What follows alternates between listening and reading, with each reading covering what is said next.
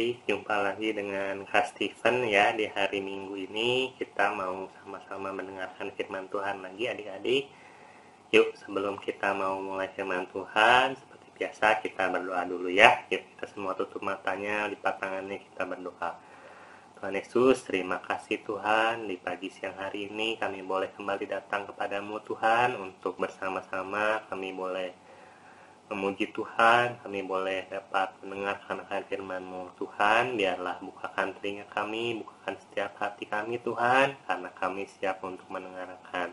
Beracaralah dan berfirmanlah ya Tuhan. Dalam nama Tuhan Yesus kami sudah berdoa dan mengucap syukur. Amin. Ya adik-adik, di sini kakak mau tanya dulu nih, adik-adik siapa yang rajin berdoa? Iya, pasti semua adik-adik di sini rajin berdoa ya adik-adik. Nah, tapi kadang kita merasa, kok Tuhan kita udah berdoa setiap hari. Misalkan kita berdoa pengen sesuatu, misalkan kita pengen bisa main piano. Kita berdoa setiap hari pengen jago main piano, tetapi kok nggak jago-jago Tuhan. Terus kadang-kadang kita berdoa, Tuhan pengen supaya jadi ranking 1. Kita berdoa terus ya pengen jadi ranking 1, tapi nggak pernah terjadi itu, nggak pernah dapat ranking 1, nggak pernah bisa main piano dengan baik. Nah, kenapa sih kita kadang-kadang kok doa kita sepertinya nggak terkabul gitu? Kenapa doa kita kadang-kadang kok nggak jadi kenyataan? Nah, adik-adik, hari ini kita mau belajar dari Ibu Hana namanya. Nah, Ibu Hana ini berdoa pengen punya anak laki-laki. Nah, kita mau belajar bagaimana cara Bu Hana berdoa supaya doanya ini dikabulkan oleh Tuhan adik-adik. Yuk kita saksikan dulu videonya ya adik-adik. Bu Hana meminta seorang anak. Sumber dari Alkitab Perjanjian Lama, Kitab 1 Samuel pasal 1 ayat 1-20.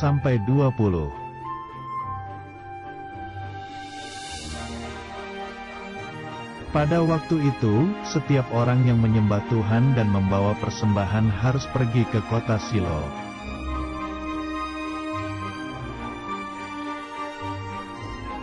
Ada seorang laki-laki bernama Pak Elkana yang mempunyai 2 istri, yaitu Bu Hana dan Bu Penina.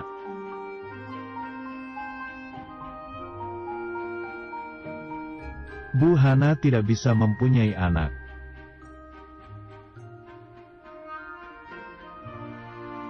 Tetapi, Bu Penina mempunyai anak laki-laki dan anak perempuan.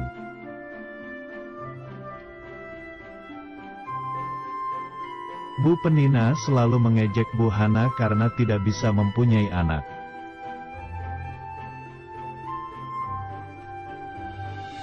Bu Hana menjadi sangat sedih dan menangis.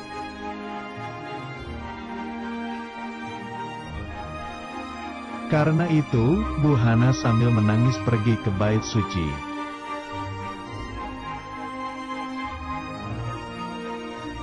Bu Hana berdoa meminta kepada Tuhan agar diberikan seorang anak laki-laki.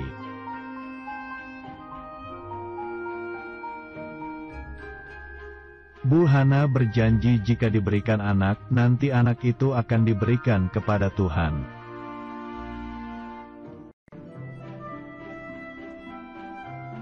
Karena Bu Hana sangat sedih, hanya bibirnya yang bergerak tapi tidak ada suaranya.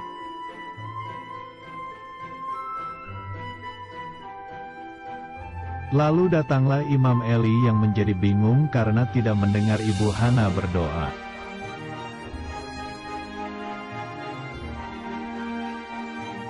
Imam Eli berkata bahwa Tuhan akan memberikan anak kepada Bu Hana.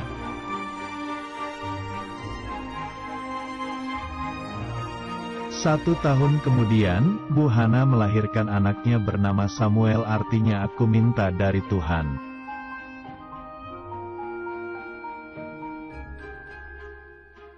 Ingat janjinya, Bu Hana memberikan Samuel kepada Imam Eli di bait suci Tuhan untuk menjadi imam.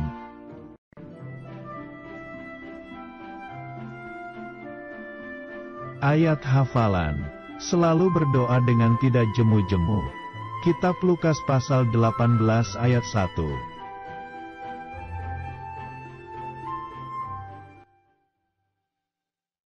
Ya, adik-adik tadi kita sudah saksikan ya cerita tentang Ibu Hana Ya, jadi Ibu Hana ini dia dalam kehidupannya ya sedih ya sebenarnya adik-adik. Jadi dia itu nggak bisa punya anak, dia nggak bisa punya keturunan. Akhirnya waktu itu suaminya dia ngambil istri lain yang namanya Ibu Penina yang bisa memiliki banyak anak ya. Nah, karena Ibu Penina punya anak tapi Ibu Hana nggak punya anak, akhirnya Ibu Penina sering ngejek adik-adik, sering dikata-katain ya di hadapan banyak orang, dan itu membuat membuat Ibu Hananya sangat sedih adik-adik. Dan ketika itu Pak Elkana sudah berusaha menghiburnya, tapi Ibu Hananya tetap sedih ya. Nah, ini kita mau lihat nih bagaimana sih kisah baliknya ya. Jadi Ibu Hana itu ketika dihibur akhirnya dia bangkit adik-adik. Dia berdiri, kalau kita lihat di ayat yang ke-9 ya adik-adik, di situ Ibu Hana berdiri ya, menunjukkan ada titik balik nih di sini nih adik-adik, dan bernasar kepada Tuhan. Tuhan nantinya pas mengabulkan doa Hana dan memberikan seorang anak laki-laki. Siapa namanya adik-adik? Iya, namanya Samuel adik-adik, betul ya. Nah, tapi kita yang mau kita pelajari di sini, apakah doa Ibu Hana itu dikabulkan karena nasar? Karena nasarnya tadi apa adik-adik? Nasarnya itu ketika anak ini lahir, dia akan diberikan kepada Tuhan untuk menjadi pelayan Tuhan. Nah, apakah doanya dikabulkan karena Ibu Hana bernasar? Bukan adik-adik. Nah, kita mau belajar kenapa sih akhirnya doa Ibu Hana itu dikabulkan Tuhan. Yang pertama, Tuhan mengabulkan doa Ibu Hana karena Ibu Hana ini fokus doanya berubah ya. Fokus doanya itu berubah kepada Tuhan.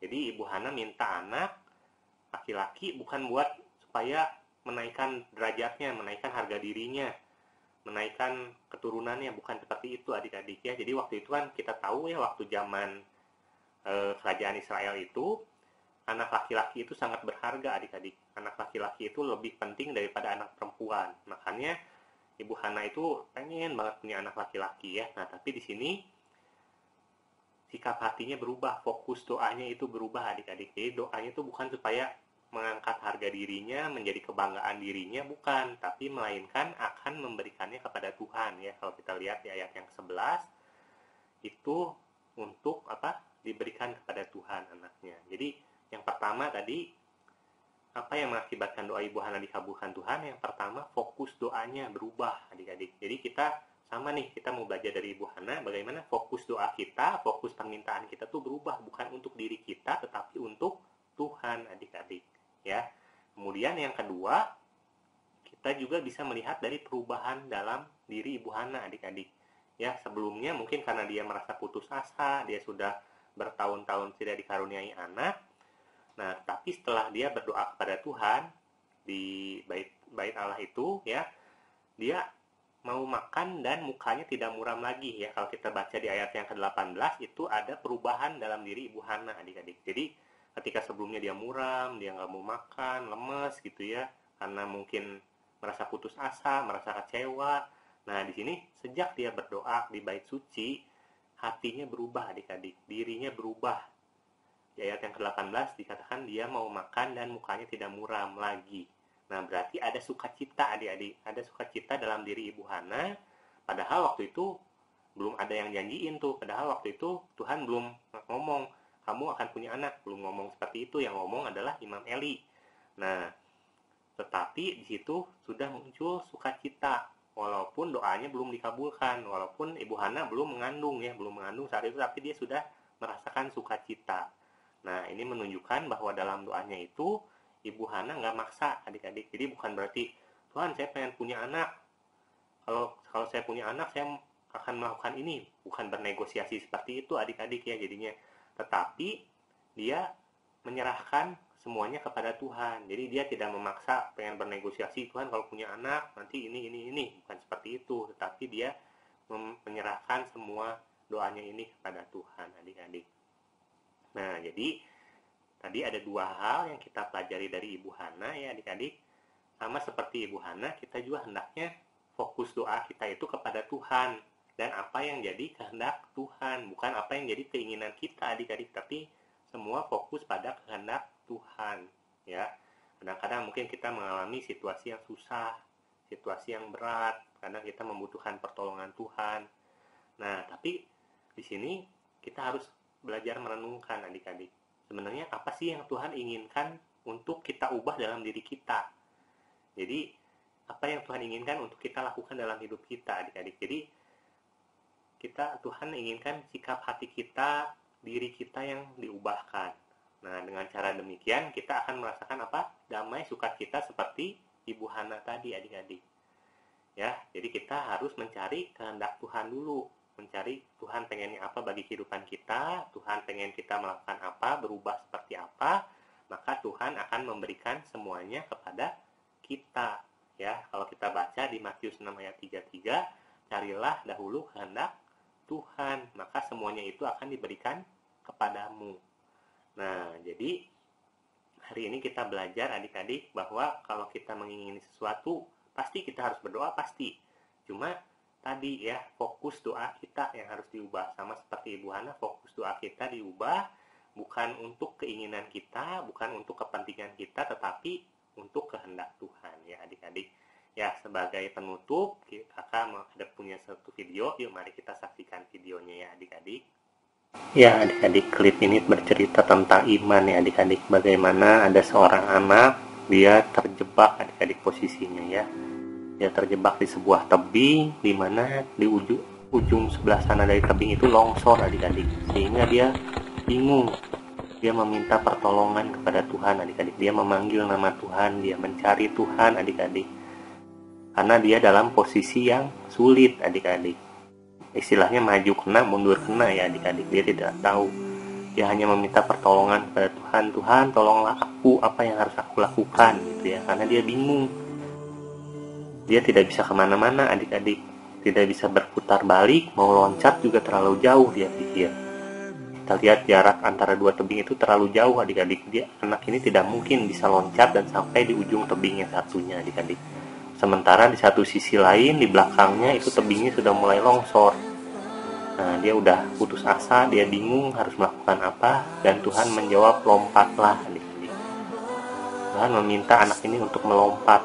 Nah, cuma kadang-kadang dalam pikiran kita tidak bisa memahami ya maksud dari Tuhan itu. Karena kita lihat, aduh Tuhan, kalau harus melompat, aku tidak akan bisa sampai.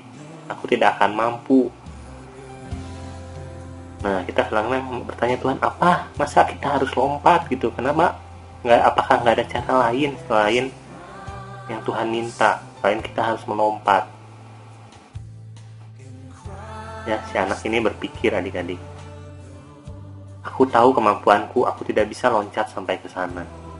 Aku butuh sebuah mukjizat, entah itu aku bisa terbang atau longsoran batu itu berhenti. Tetapi kenapa harus lompat, Tuhan?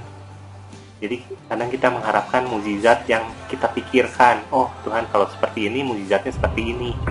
Tetapi kadang Tuhan berkata lain. Tuhan meminta kita melompat. Akhirnya si anak ini melompat. Dan apa yang terjadi adik-adik? Nah, dia tidak sampai ke ujung. Saya sudah berkata, Tuhan, saya tidak akan mungkin sampai ke ujung tebing itu. Nah, tetapi ternyata anak itu tidak tenggelam adik-adik. Dia tidak jatuh ke dalam dasar tebing. Ternyata Tuhan sudah menyediakan sebuah batu loncatan di tengah-tengah. Sehingga anak itu tidak jatuh terjerembab ke bawah. Kadang kita seperti anak ini adik-adik. Kita tidak melihat apa yang sudah Tuhan sediakan bagi hidup kita. Ya, kita berpikir dengan menggunakan logika kita, sementara Tuhan sudah menyediakan sesuatu yang terbaik bagi kehidupan kita yang memang bisa menyelamatkan hidup kita adik-adik. Oke adik-adik, kita tadi sudah saksikan bersama untuk klipnya tentang iman ya. Jadi kita tadi melihat ya bahwa pasti perintah Tuhan itu pasti yang Tuhan sampaikan kepada kita itu pasti Tuhan memberikan jalan keluar adik-adik. Jadi kita tidak perlu khawatir, kita tidak perlu merasa aduh Tuhan nggak mungkin. Pasti Tuhan akan sediakan jalan adik-adik. Ya, yuk sekarang kita mau hafalin untuk ayat hafalannya. Kita buka Alkitabnya di kitab Lukas 18 ayat 1 ya adik-adik. Kitab Lukas 18 ayat 1 udah dapat semua adik-adik. Yuk kita baca bareng-bareng ya. 1B ya adik-adik. Jadi dimulai dari kata selalu berdoa. 1, 2, 3. Lukas 18 ayat 1B. Selalu berdoa dengan tidak jemu-jemu. Ya, jadi itu ayat hafalannya. Gampang ya adik-adik, cuma 5 kata. Jangan lupa untuk dihafalkan. Oke, yuk sekarang kita mau tutup untuk ibadah kita hari ini. Kita mau berdoa. Tuhan Yesus, terima kasih Tuhan atas firman-Mu hari ini Tuhan, yang kembali mengingatkan kepada kami Tuhan untuk bagaimana kami berdoa Tuhan, sama seperti Ibu Hana yang Engkau kabulkan doanya Tuhan. Biarlah ajarkan kami Tuhan untuk memiliki fokus kepada Tuhan Tuhan dalam setiap doa kami, dalam setiap permintaan kami Tuhan. Biarlah semua itu untuk menyenangkan hati-Mu, semua itu untuk memberikan yang terbaik untuk Tuhan. Tuhan, terima kasih untuk kesempatan kami ibadah hari ini. Biarlah Engkau mengumpulkan kami kembali Tuhan untuk minggu depan, sehingga kami dapat beribadah kembali. Terima kasih Tuhan Yesus. Dalam nama Tuhan Yesus kami sudah berdoa dan mengucap syukur. Amin. Oke adik-adik, jangan lupa diapalin tadi ayat hafalannya, dan jangan lupa minggu depan kita tetap beribadah ya. Sampai jumpa adik-adik. Dah.